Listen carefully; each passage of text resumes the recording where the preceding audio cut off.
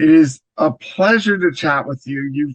You've worked on some really incredible projects and amazing people. I'm curious what the crown offers for you that gives you a chance to explore anything in particular, or what draws you to this project in particular?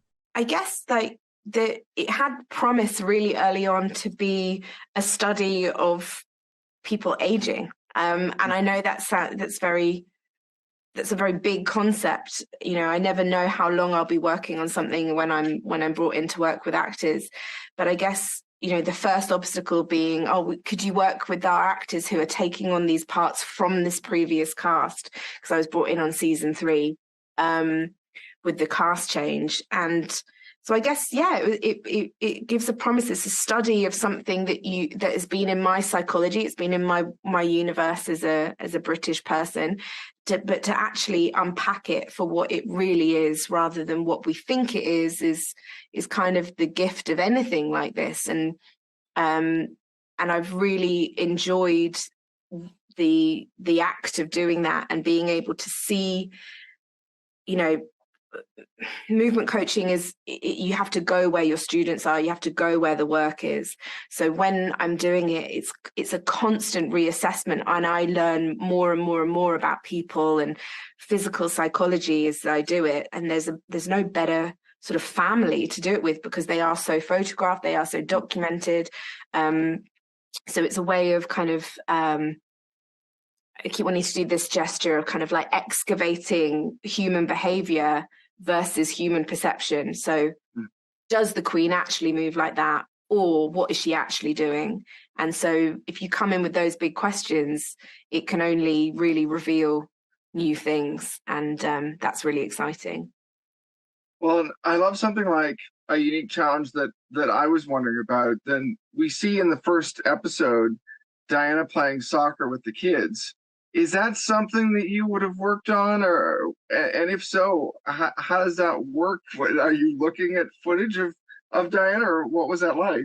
Yeah, well, I mean, it's there are some scenes where I work very specifically with the actors for certain events.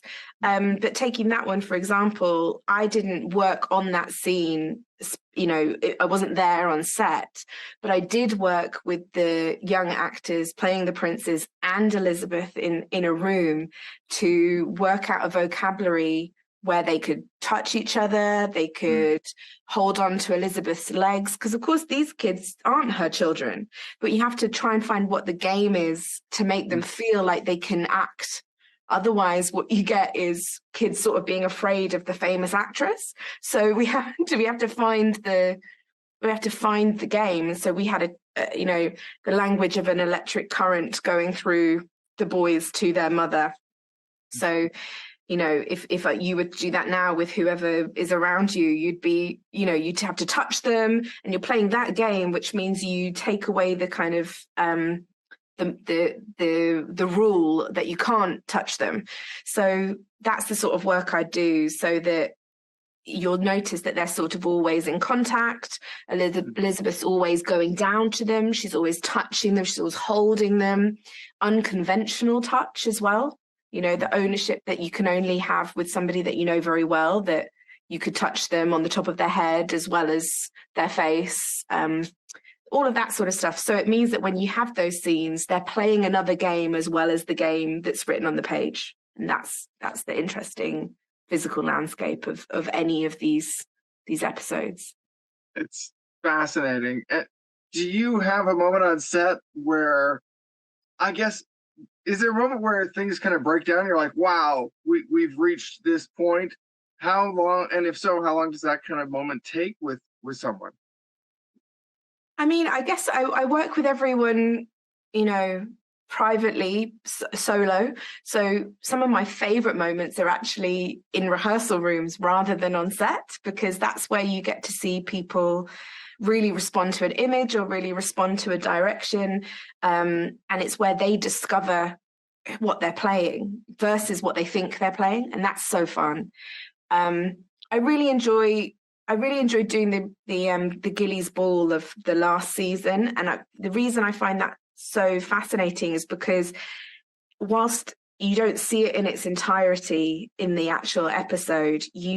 I got to sort of work with everybody to decide who they were dancing with, where they were in relation to everybody. So you'll see that Diana and Fergie were never in the same set of dance as the Queen. Just things like that just place in the audience's perception that they aren't part of this as much as the core members of the family. And I think that's a really obvious way of explaining what I do, is I'm looking at that sort of information rather than, the things that we see as idiosyncratic necessarily. I'm looking at the broader physical landscape of the actors. So when I work with them privately and then see them on set and everybody playing their secret games that we've worked on, that's quite cool. That's amazing. Thank you so much for the time. It's a pleasure. No worries. Nice to meet you.